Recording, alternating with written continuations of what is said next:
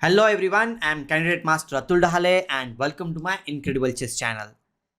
Capablanca, the third world chess champion, is a great player, guys. And I'm going to make a series of videos about this legend, and this is the first of that series. We are going to have at least 10 games in this series, so stay tuned for next videos and next games. But before we go further and all those things, I would just like to tell you that the game which we are going to see has an interesting story behind it. Yes, we are going to listen to one story, so just be there with me before we start for the game. The game was played in San Sebastian 1911. Well, in this tournament, all the top class players of that time were invited. One youngster, his name was Capablanca. Well, you might be thinking like why he was invited. Well, Capablanca was invited in this tournament because he had a great score against Frank Marshall. At that time, Frank Marshall was a undisputed champion, you can say, of USA, and to beat him in a very convincing manner was something new, and that's why Capablanca was invited for this prestigious tournament which happened in San Sebastian in 1911. Well, many top players at that time opposed for this decision, that why this youngster is invited in this tournament, why not Frank Marshall itself, because he was a great player at that time. But one thing was there, that everybody was impressed by Capablanca's play in the previous tournaments. And one of the players who was playing in this tournament, his name is Bernstein, he actually opposed against this decision, that he was clearly of the opinion that Capablanca should not be allowed to play in this tournament. Well, you can say like that is his opinion. But the irony is that Bernstein's first match opponent was Capablanca. And can you guess what happened in that game? Yes, exactly. You guessed it right, I guess so. That Capablanca crushed his opponent in amazing style. And after the game, Bernstein actually became the fan of Capablanca. And this game also got the Brilliancy prize in this tournament. So let's begin for the game, how it went and everything, how Capablanca managed to crush his opponent in this game. So in this game, Capablanca is white, his opponent Bernstein Osip Samuel is black. The game started with e4, then his opponent played e5, knight f3, knight c6, and now bishop to b5. Well, this is the opening which is very famous, that is called as the Ruy Lopez opening. Okay, bishop b5, knight f6 was played, castles, bishop e7. We all know this thing that nowadays people go for a6, b5 and followed by bishop e7 when the bishop goes behind to b3 square. But at that time they used to play in a different way because the theory was yet to be evolved. Okay, so here Capablanca played knight c3, just developing his pieces, continuing with the general opening principles, I must say. d6 was played here and he captured on c6. Well, he captured it back and now he plays d4. Capablanca has opted for very simple ideas in the opening. There are three principles which each and every player needs to look out when they are playing in the opening phase. And I'm talking about this thing especially for the players who are new to chess. That is like you need to control the center. Look at this, how Capablanca has established the knights and the pawns towards the center of the board. This is very important. Then the second point is like you need to develop your pieces as quickly as possible. Capablanca has developed two knights. The bishop is already developed. It was exchanged by the knight for the knight there. And he has the third important principle in any opening or middle game, you can say, the safety of the king. And his king is quite safe in the corner of the board, okay, by castling. So now here he continues, e captures d4, knight captures d4, bishop d7 was played. Of course, the pawn on c6 was hanging, it needs to be protected. Here he develops another piece by playing bishop g5. This is a very interesting thing which I would like to tell you, that whenever it's possible for you, always try to develop the bishop on an aggressive square. So he goes for that thing. His opponent played castle and now he plays rook e1. You can just observe this thing that Capablanca is bringing new pieces on each and every move. That's very important thing. Well, his opponent plays h6 trying to kick this bishop away from the diagonal, but Capablanca was very stubborn. He said like, okay, I'm going to keep the bishop on that same diagonal, that is bishop to h4. If you want to move it, you need to move the knight, otherwise you need to play g5. So his opponent Bernstein decided to play knight h7, going for the exchanges. And Capablanca in this position decided to capture the bishop. Okay, bishops were exchanged and now he plays queen d3. Why? You can already see that he wants to bring the last piece in the game with this move. The e4 is also protected And maybe, you never know, if it is needed, he can attack these pawns by playing queen a6, and he will be playing on the queen side also. Okay, rook b8, opponent wants to capture the pawn on b2 square. He calmly defends the pawn with b3 move, and now knight g5. Well, black is trying to get some play on this side of the board, but Capablanca was very cool. He says like, if you want to play on that side, no issues, I'm just going to develop my pieces as efficiently as I can. So he plays rook a d1. In this position, both the rooks are developed, knights are developed, queen is also developed in this position. Now Capablanca's all the developing moves are over. Only 15 moves are played. Okay. One thing I would like to tell you, that if you have watched this video till now, don't forget to like this video and subscribe to my channel if you are new here. Okay. Queen e5, centralizing the queen. Good idea. Capablanca returns the favor with queen e3. The idea is to play f4 and get the piece here. Okay, fair enough. Knight goes behind on e6 square. Now the idea is quite clear that he wants to exchange the piece, and he is also stopping f4 move. Quite understandable, right? So he plays knight c e2, maintaining the knight on d4 square. Means if he wants to kick it away, he needs to play c5 move. Okay, otherwise the knight will be staying there, because if you capture here, knight will be capturing back, and f4 will be coming in future for sure. Okay, fine. He did not go for that thing. After this, he played queen a5.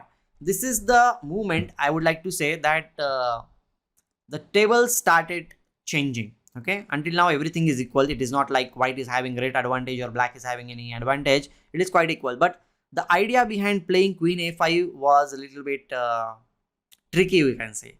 His opponent is being greedy. What he is trying to do is, means okay, queen was good on the king side, but he goes for the queen side in order to capture the pawn on a2. And here any normal player would have played something else. Okay, instead of queen a5, I mean to say, maybe knight d4 is something which is interesting, and here queen d4, if you capture, queen captures here, knight captures here. This should be equal if you are going for the endgame. And if you don't want to go for the endgame, knight captures d4 or even rook captures d4 is a very sensible idea in this situation. That's what I will say. But here he keeps the knight in the center of the board. He plays queen a5, going away from the center, and he attacks the pawn on a2. Here Capablanca thought for a while, and he decided, okay, if you want to capture the pawn on a2, you can capture it, no issues for me. I'm going for your king. Okay, so he plays knight f5. Idea is very clear. He wants to attack on g7, and well, maybe it's a possibility he will bring other pieces also towards the king side like this. So his opponent played knight c5. Okay, that was not called for. Maybe queen a2 might have been possible here, but still I will say like that will be a mistake because of the good move, that is queen c3. After queen c3, the idea is to play rook a1, and the rook will be tapping the queen, so it will be very difficult. He must go back with queen a6 move, and well, that looks a little bit bad to me. Okay, it doesn't look good, because we have a good move, that is knight f4, and the knight on e6 is under attack. Even if you try to play this kind of a move, still the position is not that good, because we can capture it here, knight e7, knight into c6. So many things are going to happen. So it's not a good idea from black side, I must say. And if you are not going to do that thing, maybe queen a3 might be one of the ideas to support everything. But still, knight f4, and I think white should be slightly better here in this position. So capturing the pawn on a2 is not a good idea. Okay, fair enough. He plays knight c5, and after this move, he goes for knight d4, bringing the new piece in the game. Now knight into c6 is the threat. Why? Because if you capture back, knight e7 followed by, not that one, knight e7 followed by knight into c6 is the threat in this position. Okay, so now he plays king h7, which is a good idea, because the threats were there. Knight h6, all those threats are defended because the king is supporting the pawn on h6 square. Now Capablanca understood that he needs to do something in this case, because he has already committed to play on the king side, and he needs to continue his attack on that side of the board. So he goes for g4. Very interesting idea. He wants to play g5 on the next move and open up the position, you can say. His opponent plays rook b8, which is a very sensible move, getting the piece in the game. He plays f3, supporting everything. e4 pawn needs to be supported. He's playing very calm chess. Okay, knight comes back to e6 square, and now he plays knight e2. He's not going to exchange it here. He says like, okay, knight g3 is a good idea from my side, and maybe knight can go to h5 square. So slowly and gradually he is bringing his pieces towards the king side. Okay, that's his idea. Okay, black finally thought, I don't know what exactly, but he captured the pawn on a2, which was a big mistake here in this case. The thing is that, okay, queen c3 is a possibility, but in that case queen will be going back as we have seen earlier. But Capablanca was completely in a fearless mode. Okay, he's like, okay, you have captured one pawn on a2, no problem. The pawn on c2 is under attack, no problem. I'm going to give up everything, but I just want to get your king on the king side. So can you guess the move? I hope that you have got it. He plays knight g3, not caring about the pawn on c2. His opponent just captures the pawn on c2, and after this capture he is 2 pawns down. But okay, as you will see, the king is under attack. Okay, any premature attacking player will go for knight h5, but that will be a big mistake because queen c5 will come, and there will be some attacking, like defending possibilities from the opponent side. So Capablanca was alert for all these things. So he plays a very calm move, that is rook c1, not allowing queen c5 this kind of a move.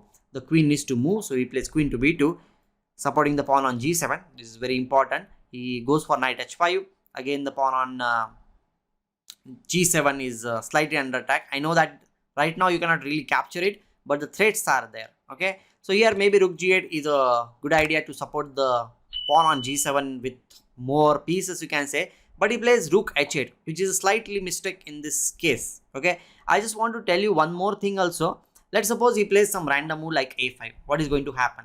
If he plays that kind of move, knight h g7 is an interesting idea. Knight g7, queen captures h6 check, king will go to g8 square, and now only one move is left before the checkmate will be happening. So you need to play rook e2, this kind of move, and a queen will be coming here. But that's not that easy, right? It's not that easy in this position. So first we need to play rook e2 and dislodge this queen from this diagonal. Then only you will be able to do something. Okay, same thing has happened here. After rook to h8, he plays rook e2, trying to get this queen away. Because if you play queen a3, let's suppose, then capture, queen captures h6 check, king g8, and queen g7 is a checkmate. So which is not something which he would like to do. So after this rook to e2, he plays queen e5, still keeping the support of the g7 pawn, you can say. But now he says like, okay, I'm going to play something which is interesting. He plays f4 move. The point is, if you capture it, of course you are going to lose the piece. And if you play your queen somewhere else, the way he played queen b5, the support of the g7 pawn is gone. And now the final shot in the game, you can say, the brilliant move, that is knight f g7. He captured the pawn on g7. He captures pawn back. Maybe it's a possibility, you can say, but then knight f6 check will come. King will come on g7 square and knight will capture on d7. This position is pretty good because the king is completely exposed in this position. The ideas like f5 and further bringing the king down is okay. I think like it is just getting over in this position. Maybe f6 will be played, and after f6, the best move in this position is to play e5. Okay, and if the king tries to go back in this position, knight f6 followed by knight will be capturing here. We have other possibilities of moving this knight just there. Just you can bring it back also if it's needed. And I think even if you play rook e7, let's suppose you play rook to e7 in this case, the best move according to me should be, maybe we can play queen f3. Idea is to play g5 and try to open up the game in which capture, and then queen will be attacking on f7. It looks very scary to me from playing from the black side. So maybe this is one of the reasons why he did not go for that thing. And in this position, he did not capture on g7. He played knight c5. Okay, after knight c5, knight captures on e8, rook captures, bishop captures on e8, queen c3 is played. The idea is to play queen g7, maybe a checkmate. f6 is played, knight f6 check, king comes on g6 square, knight h5, again queen g7 is a checkmate. This game is almost over, you can say, but his opponent kept on playing because his he was the one who was opposing against the thing. He was opposing for the entry of Capablanca playing in this tournament, but now he's losing. What can he do? He needs to keep playing, right? The pride is at stake. f5 check, king g7, and he played the last move of the game, queen e3, and he decided to resign the game. Well, I'll just explain why it is that after king captures g4, rook g to check, and if you capture queen h3 is a checkmate, and if you play king h4, we can give check here, this check here, and then we can capture on g8. It should be a mate very soon. Okay, so this was the story behind this game. I hope that you enjoyed this game, and wait for the next game, which we are going to have very soon tomorrow, and I'll be meeting soon. Thank you for watching this video. Take care, goodbye, and love you all.